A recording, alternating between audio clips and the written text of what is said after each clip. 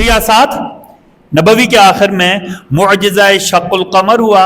آپ صلی اللہ علیہ وسلم نے ایسے اپنی انگلی مبارک سے اشارہ کیا، شہادت کی انگلی سے، چاند کے 2 ٹکڑے ہو گئے. اگرچہ معجزہ تھا، ہونا ہی چاہیے تھا، سارے کے سارے کیا ہو جاتے؟ مسلمان ہو جاتے. لیکن انہوں نے کیا کر دیا؟ اسلام قبول کرنے سے انکار کر دیا. دوسرا پہاڑ جو تھا اس کا نام جبل کیکان، ٹھیک ہے نا، وہاں ایک ٹکڑا ادھر آ گیا، ایک ٹکڑا ادھر ہو گیا. اچھا، تو کفار نے کہا ہمیں معجزہ دیکھنا ہے. اچھا، پھر معجزے کی ایک اور قسم ہوتی ہے، معجزے کا کیا کہتے ہیں، چھوٹا درجہ ہوتا ہے کرامت، جو کسی مسلمان غیر نبی کے ہاتھ پر ہوتی ہے. کسی مسلمان غیر نبی کے ہاتھ پر ہوتی ہے. تیسرا ہوتا ہے استدراج. استدراج ہوتا ہے یہ شیطان اور اس کے حواریوں کی طرف سے ہوتا ہے. 6 نبوی کے آخر میں یا 7 نبوی کی شروع میں نا، کفار میں سے عاص بن ہشام، عاص بن وائل، ابو جہل، یہ ایک دن حرم میں بیٹھے ہوئے تھے. یہ تینوں بڑے شیطان تھے. یہ تینوں کیا تھے؟ سرغنے تھے. یہ کیا کہتے ہیں؟ گینگ لیڈر تھے، ٹھیک ہے نا، گینگ لیڈر تھے کفار کے، ٹھیک ہے نا. اچھا، یہ نئی نئی سازشیں سوچتے رہتے تھے اسلام کے خلاف. انہوں نے کہا کہ آج ہم آپ صلی اللہ علیہ وسلم جب آئیں گے نا تو معجزہ کا مطالبہ کریں گے، ٹھیک ہے جی. اچھا، پھر انہوں نے ماننا تو ہوتا کوئی نہیں تھا، ماننا تو ہوتا. یہ صرف کس لیے مطالبہ کرتے تھے؟ تاکہ اگر یہ نہ بتلا سکے تو ہم پروپاگنڈا کریں کہ نعوذ باللہ من ذالک یہ سچے نبی نہیں ہیں.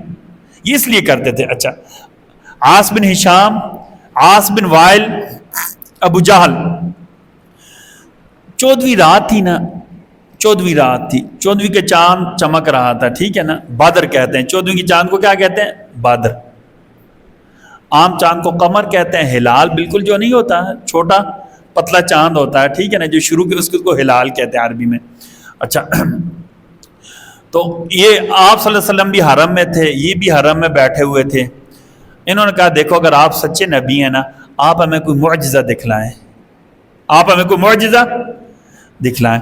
آپ صلی اللہ علیہ وسلم نے اپنی مبارک انگلی، آپ نے کہا کیا معجزہ؟ انہوں نے کہا کوئی بھی معجزہ دکھلا دیں.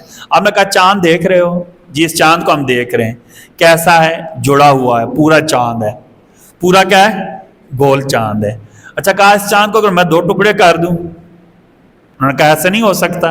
ایسے آپ صلی اللہ علیہ وسلم نے اپنی مبارک انگلی سے چاند کی طرف اشارہ کیا. چاند کے 2 ٹکڑے، 2 پہاڑ تھے، ایک حرم کے ادھر تھا، ایک جبل قبیس، جبل باب اسماعیل کی طرف جو پہاڑ ہے، ٹھیک ہے، جس کو جبل قبیس کہتے ہیں.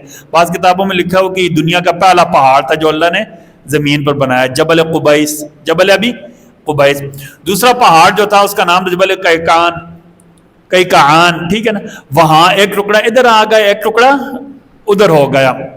اچھا، آپ صلی اللہ علیہ وسلم نے کہا ابھی ایمان لے کر آ جاؤ. انہوں نے انکار کر دیا. ان کا نہیں، ہم تو نہیں مانتے، نعوذ باللہ، آپ نے تو جادو کر دیا. اللہ نے کہا وَإِن يَرَوْا آيَةً يُعْرِضُوا وَيَقُولُوا سِحْرٌ مُسْتَمِرٌ. وَإِن يَرَوْا آيَةً، جب نشانیاں دیکھ لیتے، معجزہ دیکھ، يُعْرِضُوا، منکر ہو جاتے ہیں، وَيَقُولُوا، اور کہتے ہیں سِحْرٌ مُسْتَمِرٌ، یہ تو جادو تھا.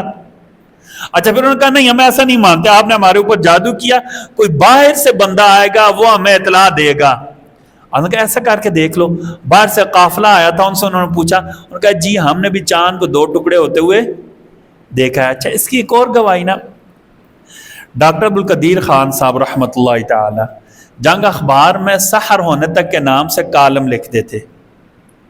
جنگ اخبار میں سحر ہونے کے نام سے کالم لکھتے تھے. اچھا، تو انہوں نے ایک مرتبہ کالم لکھا. انہوں نے کہا کہ یہ جو انڈیا کا، جنوبی انڈیا کا علاقہ ہے نا، کیرلا، اس کا پرانا نام تھا مالابار. کیا نام تھا؟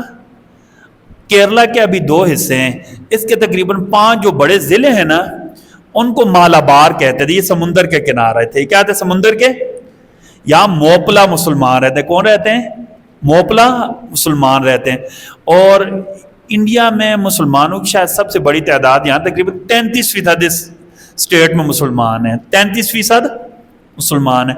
تو کہتے ہیں کہ جب معجزہ شق القمر ہوا، یہ چاند کے 2 ٹکڑے ہونے کو کون سا معجزہ کہتے ہیں؟ معجزہ شق القمر ہوا. تو جو مالابار کے راجہ صاحب تھے، جو وہاں کے حکمران تھے، انہوں نے اپنے محل کے چھت پر کھڑے تھے، معجزہ دیکھا. ڈاکٹر ابوالقدیر خان صاحب نے لکھا ہے. ہمارے ہیں جو کیا بعض کتابیں ان میں بھی یہ لکھا ہوا ہے، ٹھیک ہے جی.